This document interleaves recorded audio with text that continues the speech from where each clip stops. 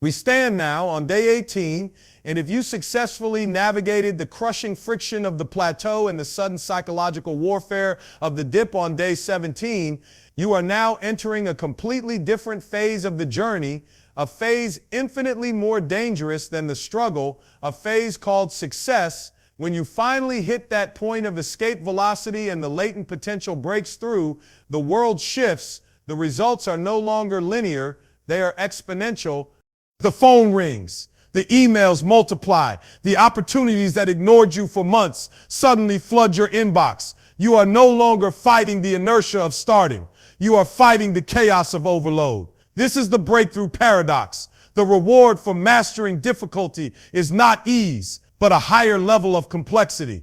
And today, we build the ultimate defense against this new complexity, the architecture of sacrifice and the strategic power of no. The fundamental truth we must address on day 18 is this. Attention is a zero-sum game. You possess a finite amount of cognitive energy, time, and focus, and every single thing you commit to is a withdrawal from that finite bank account.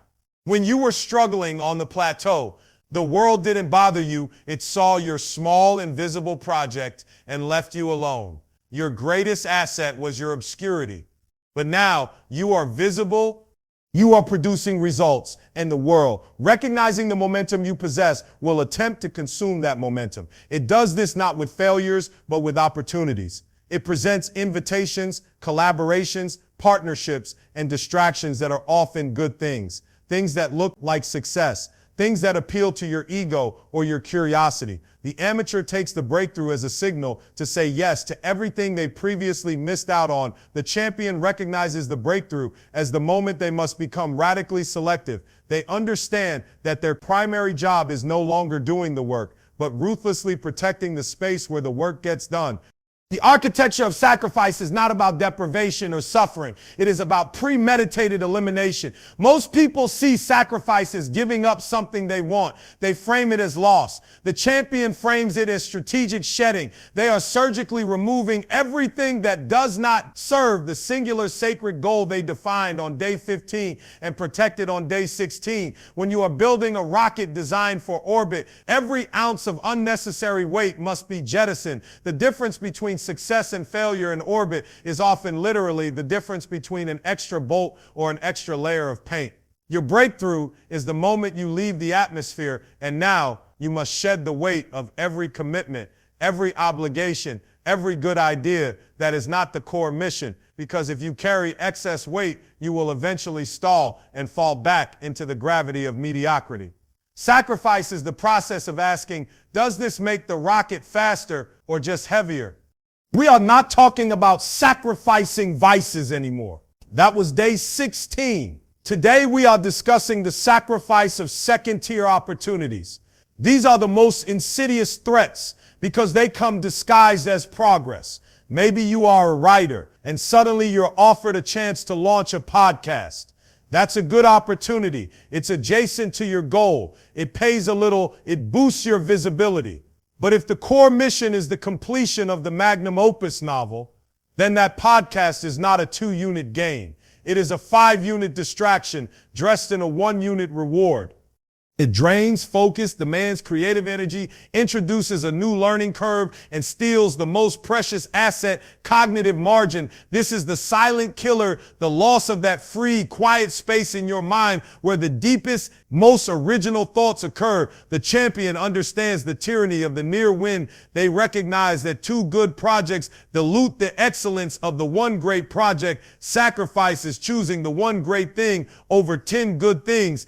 This requires a fundamental change in your relationship with the word no. No is not a refusal. It is a strategic affirmation. When you say no to a request, you are actually saying yes to your highest priority. You are saying yes to your fortress of focus. Yes to the discipline you built on the plateau. Yes to the future self. You signed a contract with the amateur says yes to avoid social friction and discomfort. They fear disappointing others. The champion accepts the small, immediate social friction of saying no in order to prevent the massive, long-term personal friction of dilution and regret. You must view no as the firewall of your success. Every time you deploy it, you are actively defending the architecture you spent months building. It is a non-negotiable protocol. If it does not serve the central project, the answer is an immediate non-negotiable no. This is not arrogance, it is clarity, and clarity is the highest form of respect for your own time. The challenge lies in the fact that your breakthrough has made you a new person. You have achieved a new identity baseline, and now everyone wants a piece of that new identity. Former friends, long-lost contacts, and opportunistic colleagues suddenly see your light and want to bask in it, or more accurately, siphon from it. You will face the sacrifice of relationships of convenience. These are the social ties that existed purely because they required zero effort or commitment. They are the people who only appear when you are succeeding and disappear when you are struggling. Maintaining these relationships requires emotional labor, energy, and time. And in a zero-sum game, that energy is a tax levied against your great project. The architecture of sacrifice demands that you shed the social commitments that are low value and high effort, even if it feels uncomfortable. Your energy must flow only toward the relationships that are reciprocal, supportive, and aligned with the high-altitude environment you now operate in. Protect your mental environment first. Let's discuss the true cost of compromise. The price of that single week. Yes, you give when you should have said no. Suppose you commit to a small extra project, just one afternoon a week because the client is a friend and the money is decent. That single yes doesn't just cost you the 4 hours of work. It costs you the transition energy required to switch your focus to that project, and the recovery energy required to switch your focus back to your central project. It introduces context switching, which cognitive science has proven to be devastatingly inefficient. It opens a new channel for communication and new demands on your attention. That single yes creates a systemic vulnerability that begins to erode the foundation of your fortress. The erosion is not dramatic. It is insidious. It doesn't look like failure. It looks like a slight slowdown in momentum, a slight decrease in quality, and a slight increase in stress. Over time, these slight erosions add up to a complete structural failure, and you find yourself back on a new plateau. Unable to understand why your exponential growth suddenly stalled, the champion eliminates the possibility of the slightly good commitment. The ultimate sacrifice is the commitment to boredom. We spoke of this on day 17, but it takes on a new weight here. Success brings with it the temptation of novelty and excitement. When the world starts offering you bright, shiny new opportunities, the part of your brain that craves stimulus wakes up and screams, "Try that, that looks fun." That's new, but the work of maintaining exponential growth is, ironically, the work of perfect repetition. It is the relentless daily execution of the foundational process that got you the breakthrough in the first place. It is the boring, simple, high-leverage activities that the outside world doesn't see. The champion recognizes that the thrill of a new project is fleeting, but the reward of deep, uninterrupted focus is compounding. They willingly sacrifice the emotional high of novelty for the sustainable satisfaction of profound competence. They choose the monochromatic discipline over the kaleidoscopic distraction. This is the silent internal no, the refusal to entertain any thought or desire that pulls focus from the main screen. To make this architecture concrete, you must define your protected void. The protected void is a non-negotiable block of time and space where the answer to everything is no, not a polite no, but a physical impossibility. This is the 3-hour block every morning where the door is locked, the devices are off, and the cognitive energy is channeled exclusively into the central project. You are not just blocking time, you are building a container for your highest value work. This void is sacred, and it must be defended with the fierceness of a mother defending her young. The world will test this void. An urgent text will arrive. A quick meeting will be scheduled. A can't-miss event will be planned. But you have already said no in advance. The champion does not wait for the opportunity to present itself to decide. They set the boundary first, and all opportunities are filtered through that boundary. The protected void is your commitment to the zero-sum game. If the world takes 3 hours, it takes 3 hours from the core mission, and that price is unacceptable. Define the void and let the void define your boundaries. This concept extends beyond time into financial sacrifice. When the exponential rewards arrive, the temptation is to immediately upgrade your lifestyle to reflect your new status. The bigger car, the nicer house, the expensive watch. But every dollar committed to lifestyle is a dollar that cannot be committed to accelerating momentum. This is the principle of the delayed reward. The champion continues to live below their means, even after the breakthrough, viewing the surplus capital not as spending money, but as fuel for the next phase of exponential growth.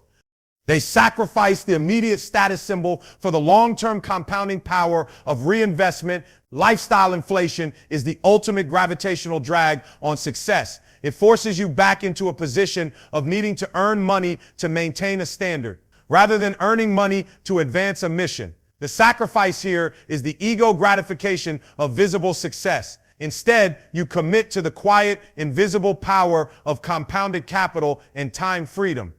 We must also confront the concept of opportunity debt. Every time you say yes to a second-tier opportunity, you are not just spending energy, you are taking out a high-interest loan against your future time and focus. When you finally reach the point where you must do the central project, you find that the entire day is already owned by the collection of small, uncommitted yeses you gave out months ago. This is opportunity debt, a self-created tyranny that forces you to constantly play catch-up with commitments that don't even matter. The champion aggressively pays off this debt by systematically shedding those commitments. They understand that apologizing for saying no is cheap, but the cost of delivering a mediocre yes is priceless. A bad yes compromises your reputation, lowers your quality standard, and steals time from the very thing that made you successful in the first place. Your integrity is defined not by the promises you make, but by the promises you keep to your highest priority. The strategic power of note pull is deeply linked to the clarity of your future self. We established the architecture of belief on day 15. Now, you must use that architecture to filter all incoming opportunities. You ask, does this commitment increase the likelihood of the day 100 version of me existing? Most opportunities, even the good ones, are designed to keep the current version of you busy. The busy person is a comfortable person. They feel productive, but they are stationary. The future self demands radical action, which often involves painful elimination and uncomfortable nappas. The future self demands that you shed the skin of your present comfort zone and the present social expectations. If the commitment doesn't serve the relentless ascent to the day 100 version of you, it is a form of self-sabotage. You must be ruthless in protecting the trajectory of your evolution. Your commitment to the future self must be greater than your fear of disappointing the present people around you. And how do we effectively deliver this strategic no without creating undue social friction? The key is to make your no about your system, not about the person requesting the commitment. You never say, I can't because I'm too busy or I don't want to. That invites debate and argument. You use the language of fixed capacity. You say, that sounds fantastic, but my current architecture requires me to prioritize the completion of Project X, and I simply don't have the capacity for anything else right now. Or I run on a non-negotiable scheduling protocol that doesn't allow for context switching, but thank you for thinking of me. You turn the note into a compliment, followed by a statement of immutable personal policy. This communicates clarity, respect, and professionalism. It signals that your commitment to your system is so rigid that it cannot be easily compromised. People respect clarity even if they are momentarily inconvenienced by it. Your note is an asset, not an apology. We must understand that mastery is the constant shedding of the non-essential. It is not the constant accumulation of skills or projects. The amateur seeks to add, the champion seeks to subtract. Look at any true master of their craft. They operate with a surgical simplicity, having eliminated every extraneous motion, every unnecessary word, and every marginal commitment. They have achieved clarity through a relentless process of elimination. The complexity of the modern world is designed to overwhelm you with marginal choices. Do not engage the marginal. Stick to the core. If you have 10 leverage points, find the one that delivers 80% of the value and sacrifice the other 9. Do the one thing repeatedly, better than anyone else, in your protected void, and say no to every tempting second-tier opportunity that seeks to dilute that single primary effort. The architecture of sacrifice is the framework for your simplicity. It is the discipline of subtraction. Your power lies in what you refuse to do.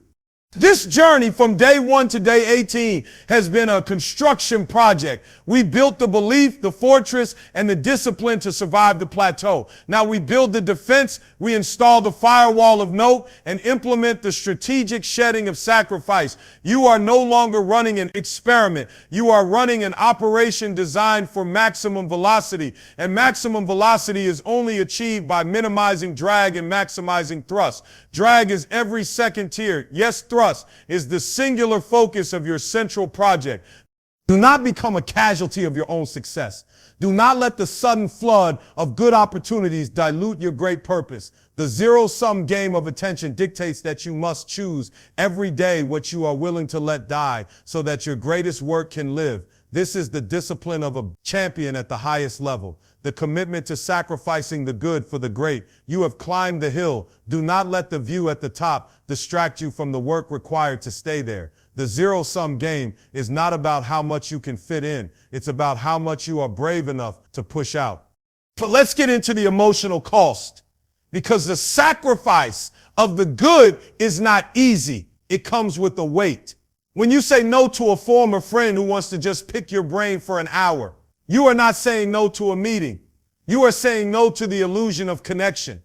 You are choosing the discomfort of silence over the immediate cheap relief of social approval, and your ego will take a hit. The inner critic, the same one that whispered you are futile on the plateau, will now whisper you are a jerk. You are too good for your old friends. You are arrogant. This is the final psychological trap of the zero-sum game. It tries to guilt you out of your destiny. But the champion recognizes that you cannot allow the emotional standards of a lower altitude to dictate the strategy of high altitude ascent. Your commitment to your purpose must transcend your desire to be liked by everyone. If your life is defined by trying to please everyone, your impact will be defined by pleasing no one. You must accept that your newfound rigor will be misinterpreted as coldness. But this misinterpretation is simply the natural tax you pay for operating at an exponential level. They are measuring you by the rules of their linear world, and you are living by the laws of your exponential architecture. Think about the physical body. A body can be tired from a brutal, necessary workout where every repetition served the mission. That fatigue is fuel. It signals growth and the breaking down of muscle fibers so they can rebuild stronger. But a body can also be tired from a chaotic day of running errands, shallow breathing, bad food, and constant screen scrolling. That fatigue is waste. It signals dilution, friction, and a net loss of energy without any corresponding gain in strength or skill. When you feel exhausted, you must ask yourself, is this the pain of growth or the fatigue of distraction? The zero-sum game applies here because every micro-commitment you say yes to, the small favor, the irrelevant email, the quick phone call, adds up to the fatigue of waste. This scattered, low-grade exhaustion compromises your ability to perform the high-leverage work during your protected void. You are not weak. You are simply overcommitted to the non-essential, and in the architecture of sacrifice, the first thing you must eliminate is the cause of that low-grade exhaustion. You must eliminate the marginal hour. The marginal hour is the hour between 4 p.m. and 5 p.m. or the last hour before you go to sleep. It's the time you're tired, your defenses are down, and you feel too guilty to say no to the person who texts you asking for something. That hour is where the zero-sum battle is often lost. You think it's only an hour, it won't hurt much. But that hour introduces a new cognitive thread that keeps your brain spinning on the wrong thing while you're trying to sleep, or steals the recovery time needed for deep work. The next morning, the champion doesn't just protect the peak work hours, they protect the recovery perimeter around those hours. They understand that the quality of tomorrow's focus is determined by the quality of tonight's rest. And that rest is utterly destroyed by accepting marginal, unnecessary commitments in the evening. If it compromises tomorrow's protected void, it is a catastrophic failure today. We are talking about building a life defined by intentional scarcity. When you were obscure, you were naturally scarce. No one knew where to find you. Now that you are visible, you must manufacture that scarcity. You must be difficult to reach, difficult to schedule, and difficult to distract. Your availability is your most valuable currency. And if you treat it as cheap and abundant, the world will treat you as cheap and abundant. Your commitment to no is what creates your perceived value.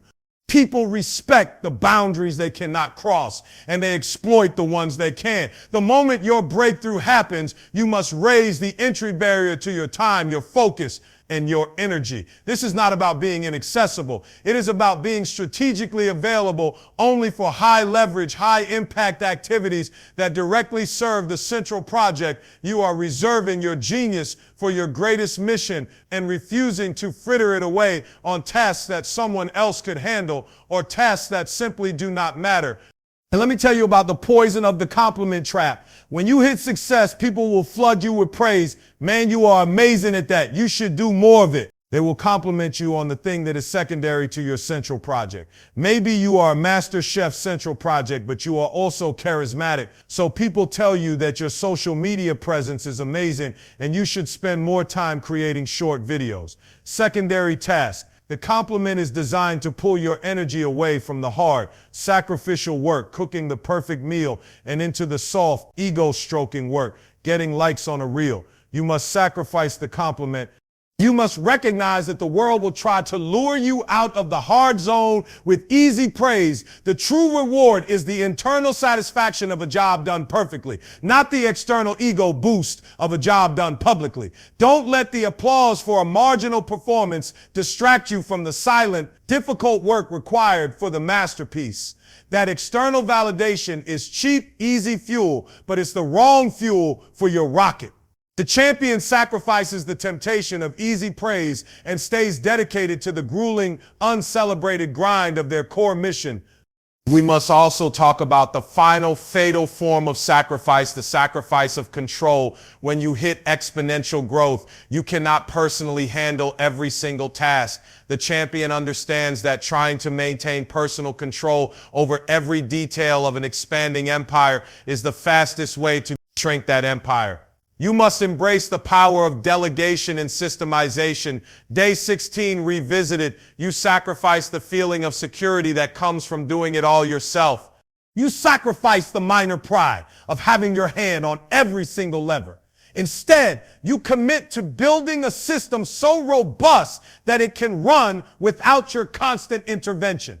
This means saying no to the impulse to micromanage, saying no to the fear of failure in others, and saying yes to the discipline of building robust processes and empowering great people. Your highest value is no longer doing the work. Your highest value is directing the energy. You must strategically sacrifice the task you can do so that you can focus on the task only you can do, the zero sum. Game demands that you stop operating in the weeds and start operating from the strategic high ground. Now, let's inject the ultimate high-stakes metaphor for the zero-sum game. Think about a special forces sniper. Their mission is simple, singular, and non-negotiable. One target, one shot. Everything they do is an act of sacrifice for precision. They sacrifice comfort in the field. They sacrifice sleep. They sacrifice all personal communication. They even sacrifice the simple desire to move, remaining immobile for hours or days. They do this because they know that even the smallest tremor, the slightest cognitive distraction, or a single drop of diluted focus will cause a microscopic error in the system that translates to a massive, catastrophic miss at the moment of truth. You are that sniper. Your central project is the target, and every single yes you give to a secondary task is a slight tremor in the crosshairs. You must be immobile in your focus. You must become obsessed with the single perfect alignment of your time, energy, and will toward that one high leverage target. The sacrifice of all comfort and all distraction is the price of that single world-changing shot. This is not a life of restriction. It is a life of maximum leverage. The sacrifice is the key that unlocks the leverage. When you eliminate the 9 things that only give you 20% of the result, the energy from those 9 things doesn't disappear. It gets funneled, laser focused into the one thing that gives you 80%. You are not merely saving time, you are creating compounding power. The strategic no is an act of faith. Faith that the energy you save today will exponentially multiply the power of your focus tomorrow. The amateur sees restriction. The champion sees concentration. They are concentrating their power, their resources, and their energy field into a singular, irresistible force. Your breakthrough demands this concentration. It demands that you stop playing defense against distractions and start playing offense with your focus. You must become a master subtractor, a surgeon of time, a relentless eliminator of the non-essential. And let's be absolutely clear about the final cost of ambiguity. Ambiguity is the enemy of the zero-sum game. When you tell people maybe or let me get back to you or I'll see if I can squeeze it in, you are creating a tiny open loop in your cognitive system. And that open loop drains energy like a leaky faucet. The champion does not allow open loops. They understand that a quick, firm no is far more compassionate than a lingering, ambiguous maybe is. The quick no respects the other person's time and allows them to move on. The ambiguous maybe is an act of selfishness designed to protect your comfort at the expense of their clarity. You must close every loop immediately. This requires the mental discipline to make a high-stakes decision on the spot.